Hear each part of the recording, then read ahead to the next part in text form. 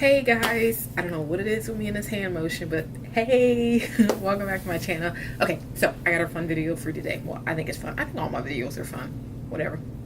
So in January, I set myself a personal goal. I know, oh, my cat is like, you were crazy to do this. I was crazy. My goal was, or is, to read 100 books this year. Oh my gosh, I can't believe that. I'm like 100? That's a good number. I'll just stick with that. That's a lot of books in 1 year, 12 months. That's a ton of books. Anyways, today is July the 4th, so I'm halfway through the year. So I figured I'd sit down and film a video to see kind of how I've progressed throughout the year. I've read, I think, 22 books so far. So, I mean, I'm kind of getting there. Not really. But anyways, I'm going to do it. I know I'm going to do it. So I figured today I'll just give you some of the books I've read thus far, some of the ones I've really enjoyed, some of the ones not so much enjoyed. Anyways, I started off this year with the first book I read was Brooklyn by Colm Tobin. When I go through these books, because I don't want to make this video really long, I'm not going to do like a review of the book and tell you exactly what it's about. Just kind of say, hey, I liked it, read it. I didn't like it, don't read it. I love this book. Love, love, love. Probably one of my all-time favorite books I've read in a really long time. I think at the end of the year, I'll do like the best books of the year. And this will definitely be one of them. The story follows a young lady named Isla. She lives in Ireland in the 1950s. And there's no work there. Her sister sets her up a job in Brooklyn. So she has to leave everything behind to go to Brooklyn for a new life. She falls in love. She meets the guy. She falls in love. Tragedy strikes back home. She goes home. She's faced with a choice whether she stays at home in that life or the new life she's created. And I'm not going to tell you what happens, but I do recommend you read this book. It's a beautiful read. So moving on, I gotta find somewhere else. The next two set of books I read were widely popular, but I read them and I just could not get on the bandwagon. The Girl on the Train and In a Dark Wood. These books are like bestsellers, and I read them and I didn't get it. Like this one, I didn't enjoy the way it was written. It's not written in your normal chapter point of view. It's more like morning and then evening, and it basically follows three girls, the main character and then two other women. And I think what pissed me off about this book so bad was, I'm sorry, but if someone cheated on me, no, let me rephrase that. I would not sleep in the home of the ex-wife. If you've read this book, then you know what I'm talking about. I'm sorry, I'd be like, wait, you want me to live where? No, homie, not today. So anyways, I didn't really like that book. I read this book. My daughter also read it, and she read it before me, and I went to talk to her about it to just kind of get her point of view. So I said, I'm going to finish this book because halfway through it, I wanted to burn it. When I found out the reason that caused all the commotion in this book, I was just like, are you kidding me? Like, that's why you're mad? This was a no-go for me. I'm not even going to talk anymore about it.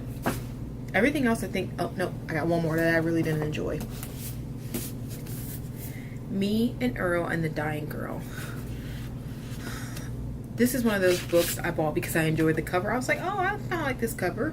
I'll rock with it. And it's also written in Pittsburgh, and I lived in Pittsburgh for a while. So I kind of connected with the book in that sense. But I was like, what in the world? To me, this book had no plot, no storyline, no nothing. It was just, he was telling a story of just the normal, I don't want to say normal because the young lady is dying in the book, and that's no fun. But it's just like, what? And then I watched the movie because I was like, well, maybe the movie's better. And the movie was okay, but I was still like, what? And the same thing with The Girl on the Train. I watched the movie and I'm just like, can I get my 2.5 hours back? Anybody? No, I can't. Okay, sorry. I don't know why I didn't like it didn't do it for me. And this book and like The Girl on the Train, they're so popular and people are always raving about them. And then I read it, I'm like, what are you guys raving about? I don't get it. I just didn't care for this book. Everything else I have here, I enjoyed. Some I loved, some I enjoyed. I will talk about, actually this series was the second set of books I read. I was I was in Barnes & Noble one day, and I asked the girl, I said, I want to read a series, a widely popular series that, you know, people fawned over. So it's either this or the 50 Shades of Grey series. And the girl was like, no, read Twilight. She's like a hardcore Twilight fan. And she's like, I went to Portland or Oregon, or wait, where's the film? Where was it filmed at? Not Portland. Out in the West. She's like, I went there. Forks. She's like, I went to Forks. I saw the house. I ate at the restaurant, the diner. I was just like, okay, girl, chill. I mean, I get it. I'm a big Harry Potter fan. I have a Harry Potter tattoo on me. I have more to come. So I get the obsession, the fangirl obsession. But I was just like, girl, I'm going to get it. You don't have to sell it to me no more. So I read this one, Eclipse and New Moon. I haven't read Breaking Dawn yet. I'm actually saving that one because I'm going to Vegas and I'm going to be on a plane for a long time. And I figured that's a pretty good book to read on the plane because it's so thick. I get the hype. I get it. This book was really good. It was a good, you know, starter into the story. You know, we find out about Bella and Edward and, you know, they fall in love. Book 2, I could have did without. That can go in the pile of books that were just like, really? Are you serious? Am I still in focus? Is this book 2? New Moon? Yes. Is this the one where Edward leaves her? Yeah. Okay. I read this book and I was just like, is she done whining? Why is she whining so much? I understand her love of her life left her. I get that. But I just felt like I feel like I'm not gonna talk about it anymore. So I read this one, thought it was good. No go on that one. Eclipse, I thought Eclipse was better. Like, I was like, okay, good. Now we're getting somewhere. I have no idea what Breaking Dawn is gonna bring to me. I did read or watch a review on it. There was no spoilers on it. And so I don't know how I'm gonna feel about it. But anyways, I read the Twilight series, or I'm reading the Twilight series. The next set of books are by the same author. Her name is Nicola Yoon. I hope I'm pronouncing your name right. First I read Everything, and then I read The Sun Is Also a Star. These are really fun books if you have a weekend just you want to sit down and read a book. You don't really want to overthink it. You just want to get enveloped in the story.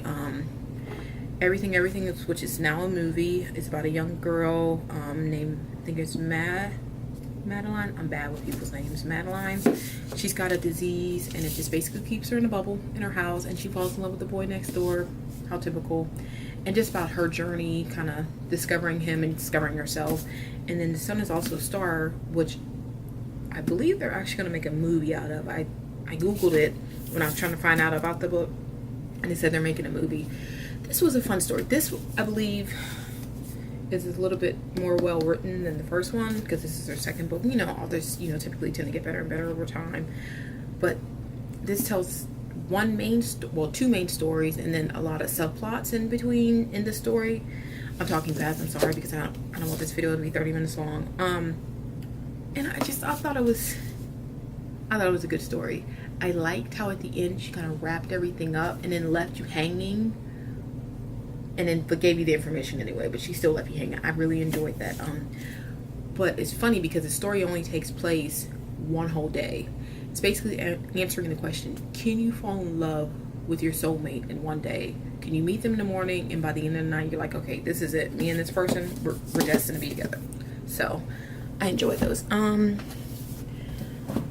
Let's see. I'll do these two next because these two are by the same author.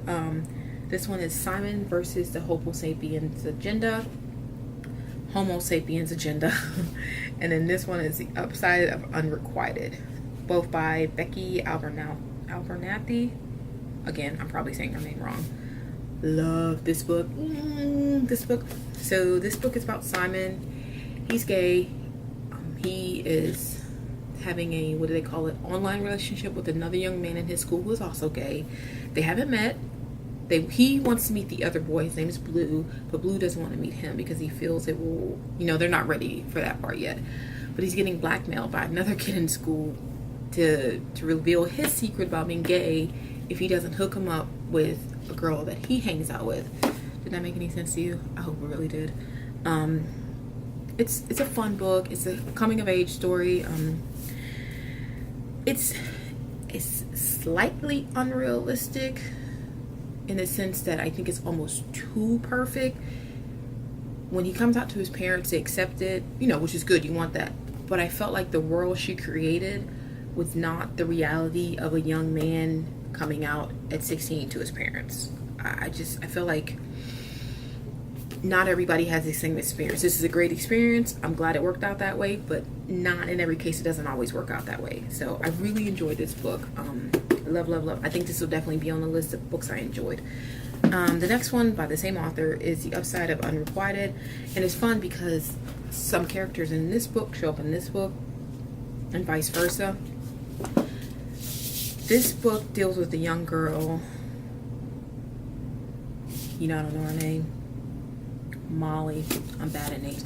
Molly has had 26 crushes. She's 16 or 17, I think, and nothing comes of it because she's so nervous. She doesn't feel like she's the everyday girl because she's not skinny.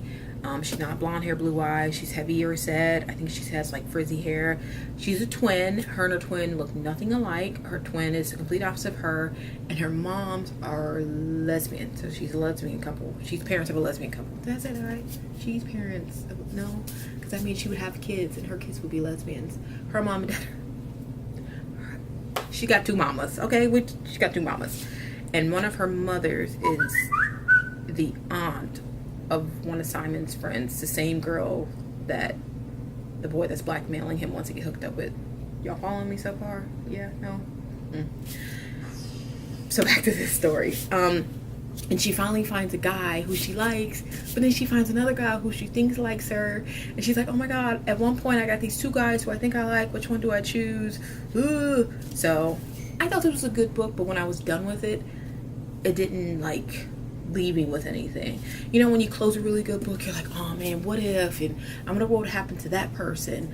I closed this book and I was like, oh, okay, next. And I have a few more that I did Audible. I love Audible.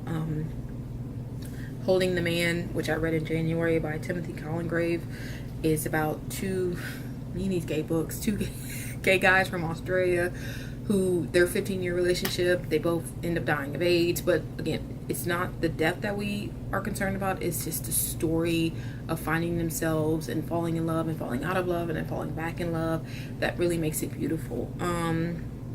Also read, I have these two I can get out. The Rick Riordan books, the Magnus Chase, the Gods of Asgard, and the Trials of Apollo. I've also read the first one of this and the first one of this. Great reads. Rick Riordan is just always solid. I mean, if you've read any Rick Riordan book, then you know he's just a solid writer. And the last book I'm going to talk about, I wish I had a cover, but if I open it, the page will turn on and I don't want to do that. It's Born a Crime, Stories of a South African, stories from, hold on, let me back up. The Trevor Noah book. The last book, I'm getting tongue-tied. Born a Crime by Trevor Noah. If you don't know who Trevor Noah is, he is the host of The Daily Show on Comedy Central that used to be hosted by Jon Stewart. If you read anything this year, read this book. No, let me reframe that. If you have Audible and you want to listen to a great story, listen to this. Do not read it. At least I don't think you should read it, because I think you should hear Trevor Noah say it, because he narrates the book. And I have never laughed and cried so hard in my life. There's a scene in there when he's talking about shitting. And you're thinking, holy crap, I'm laughing at him at his lowest point in his life, talking about shit, and I'm laughing at it because he makes it funny. Even though it's not a funny situation, he turned it around to be a funny situation. And I unplugged it and made John listen to it. I said, no, I know you're not listening to this book. I know you don't listen to it, but you have to listen to this. It's hilarious. It's a great book. It really talks about the struggles of growing up in South Africa when you're biracial. He was born a crime. When he grew up in Africa in apartheid, white people and black people were not allowed to mix in any way, shape, or form, especially to have babies. That was a no-go. So I'm telling you, I recommend that book. It's funny. Yep, that's kind of where we're at. I'm done. I hope I didn't talk too fast. I hope you guys aren't like, wait, what did she say? Yeah, I think I've read 25 books, so I got a lot more to go before I get to 100. But I read pretty quickly. In the summers, I still have a lot So a lot of summer left. If you guys have any good suggestions of books you think I may like, please leave them in the comment box. I will try to get to it. Let's see what else is on my reading list. I think like The Giver, Wonder. I'm reading a Stephen King series, Dark Knight Towers. No Laughter Here. That's on my list. What else is on my list? There's other books I've read this year that I just didn't talk about today because they just, I'm like, yeah, but that's anyways. That's it. That's anyways. Gosh, I gotta work on my language. Yeah, I think I'm done. Am I done? Anyways, I hope you enjoyed my video. Me and my Golden Girl shirt are gonna go and enjoy the 4th of July. Be safe. Until the next time. Peace.